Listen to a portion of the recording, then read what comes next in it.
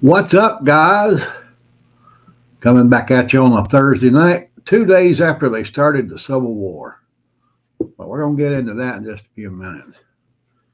Let me see who's with me tonight. Looks like Diane LS was the first one in tonight. All right. Buzz Runner's back with us. Happy holidays to everybody, the man said. Glenn Anderson. Looks like he's being a Scrooge. But I know he's just joking. That's cool. Who else we got down here? Lynn Stalker's back. That's my girl right there. Michelle J. from Tennessee. Greenest state in the land of the free. All right. John H. is with us. There we go. Appreciate it. Truly do. Rebecca's back. Did I miss you, or have you just not been here in a couple of weeks? I know you guys are busy this time of year, but I'm glad you're here with me tonight. Philip Dixon. There's another Tennessean. Right out of the proud hometown of Al Gore, Carthage, Tennessee. Yeah, he wants to say Merry Christmas to us. There we go. Greg Harmon's with us. The Iowa crowd. There they are right there. What else we got going down here? Let me see if I see anybody new. Oh, Linda Farrow's here. There's the man right there from New York, ex-NYC prepper. Go over and check his channel out, folks. Here's a new one I hadn't seen before. OTWP Report. All right, thanks for joining us. Patty's back. There we go. Yeah, we got a good bunch of folks in here tonight, so we might well get started. What I commented on when we first come in here, we're going to get into that in just a few minutes.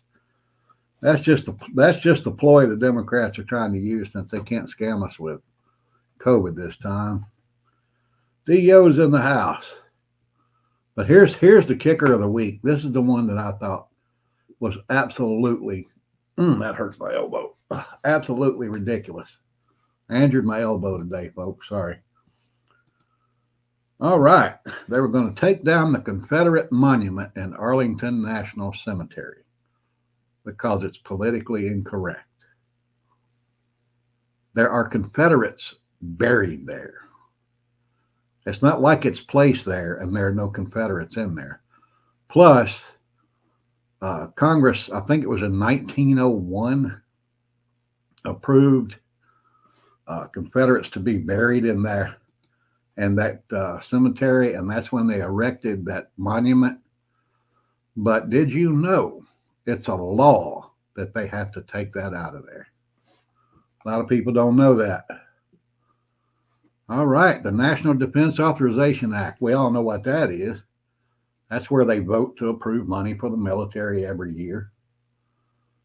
But in 2021, they slipped it in there that monument has to come down. Not only that monument, but any monuments to any Confederate soldiers all across the United States. That's why they're changing the names of military installations across the country. And they're taking down military monument, Confederate monuments across the country because it's the law that it has to be done. Now, it ticks me off that they're doing this to start with. But what ticks me off even worse is nobody objected to it.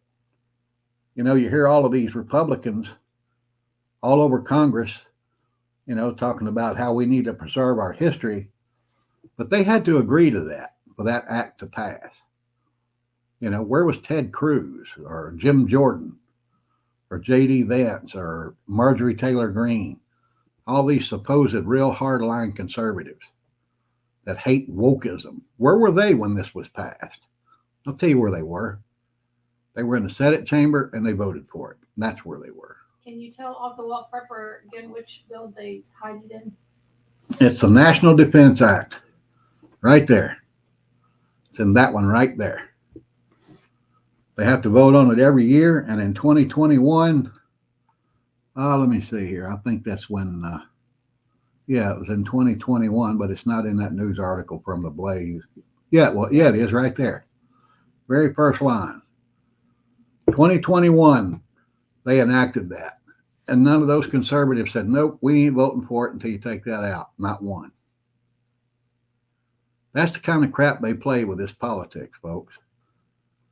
If they said if somebody did stand up and say they weren't going to vote for it, then the media would have made them out to be, well, you don't support the military, because they stuck it into a bill that had to be passed. This is the kind of thing that's got to stop. That's why our country's going to hell right there.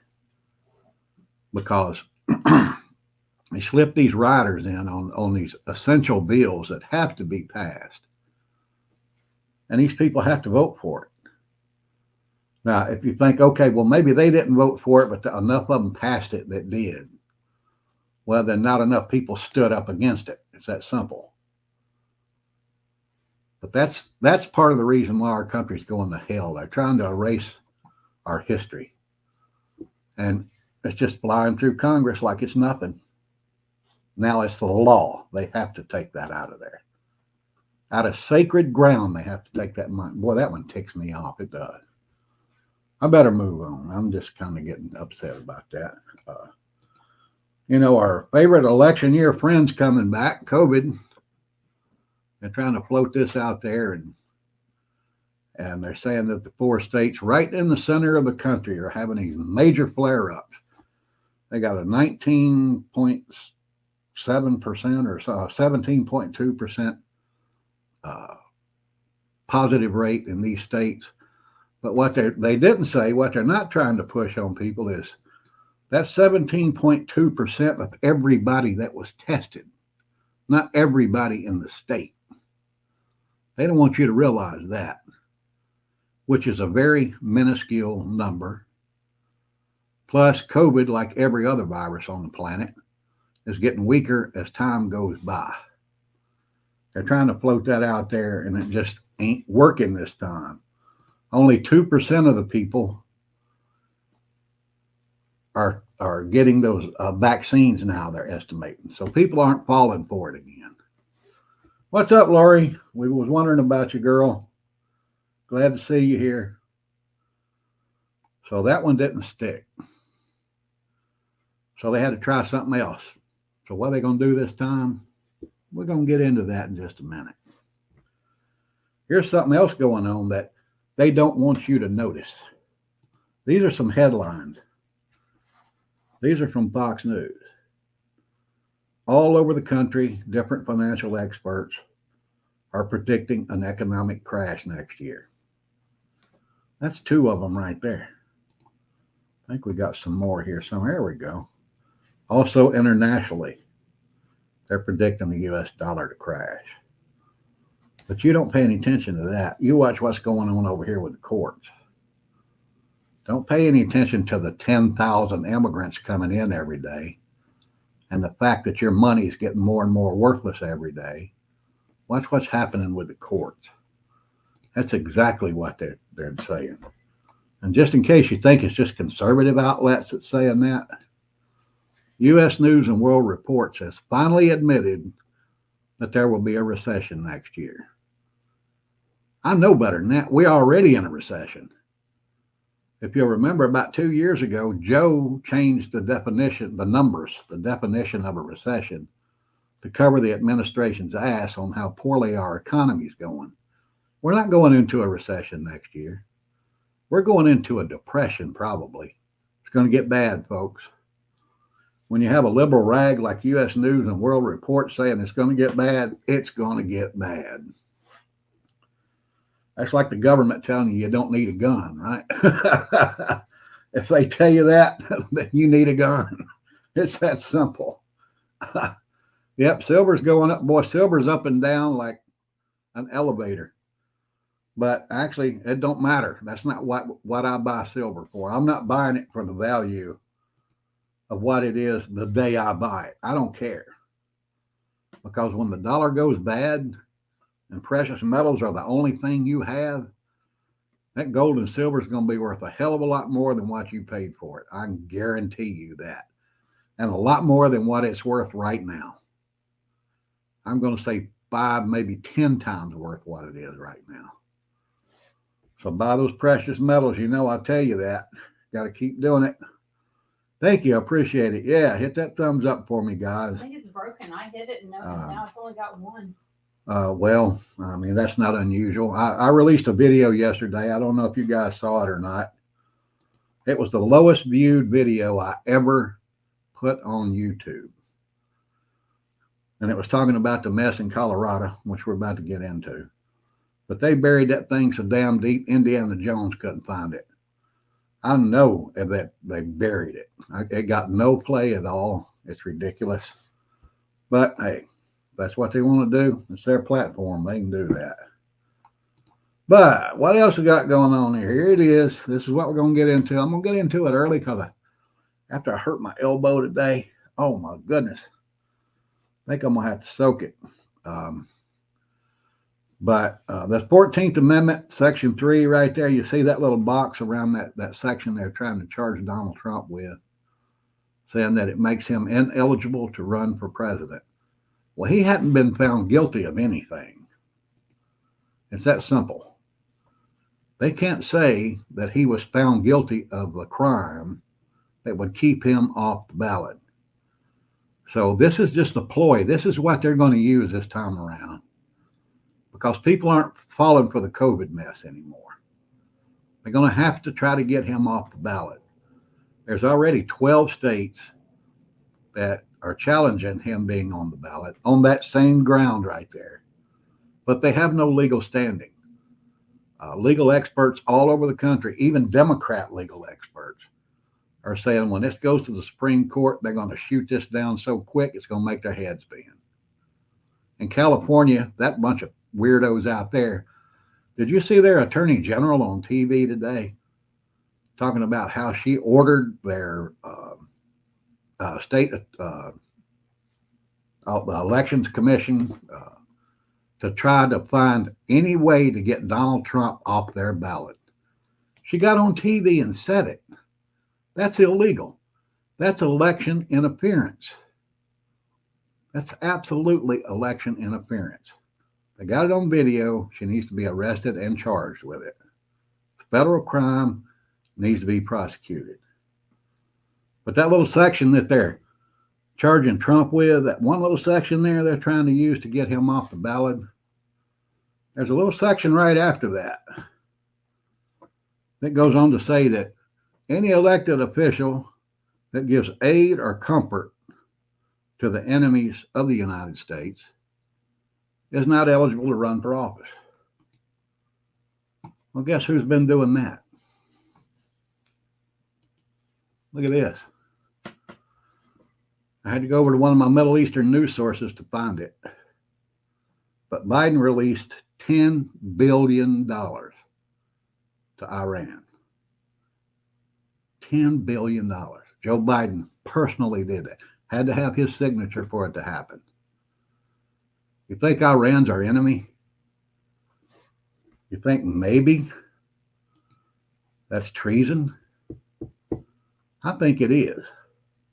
But hey, I could be wrong. You know, it might not be treason. But I got to pop this in there because it won't let me do it down at the bottom. But right here, that CNN is the liberal Democrats' media mouthpiece. And they are reporting that Iran is attacking U.S. installations and military personnel overseas. I think that proves that Joe has violated that section of the 14th Amendment. That proves he did it. There's absolute proof. There's no doubt about it. But then they want to get on Trump for something he didn't do. That's ridiculous. This is their ploy for the coming election year, guys. They're going to try to get him off of enough ballots that he won't get those votes, and they think he can't win. Well, this has been done to a presidential candidate before. I don't know if you guys are familiar with it or not. But in 1860, when Abraham Lincoln ran for president, there were several states that he wasn't on the ballot. They wouldn't put him on the ballot. And he still won. And that's probably what's going to happen here anyway. Because Donald Trump is not going to win those states that's challenging him being on the ballot. He's not going to win them anyway, especially Colorado, with their little 9 electoral votes like they're a powerhouse. Who gives a damn? I mean, I know they want every vote they can get, but the only way I think they're going to be able to stop him from being elected is, well, there's 2 ways. One ain't very pretty. They're going to have to dispatch him. It's that simple. We got to pray that don't happen. And the other is to try to get him off of enough ballots that he can't get the electoral votes he needs. And that's what they're doing. Because the COVID thing ain't working this year. They've tried it. Ain't sticking. Not stuck. But threw it up against the wall and it just ain't sticking. So then they come up with this. And then Joe Biden yesterday called Trump an insurrectionist. The man is I ain't going to get off on that. I'm really not. Hey, Debbie, thank you for being here tonight. Sorry I missed you earlier. It was good to see you today, by the way. But they got to do something, and they know it. But Trump is crushing Biden in the polls, nationwide polls and state-to-state polls. And the Democrats have nothing left. All they can do is try to get him off the ballot one way or the other. And we all know what's going to happen if they are able to pull this off. And probably the same thing's going to happen if Trump runs and wins. It's going to get terrible. So you need to get ready for that, guys. Right now, we're in the middle of winter. Nobody's looking at summer because winter just started, today or yesterday?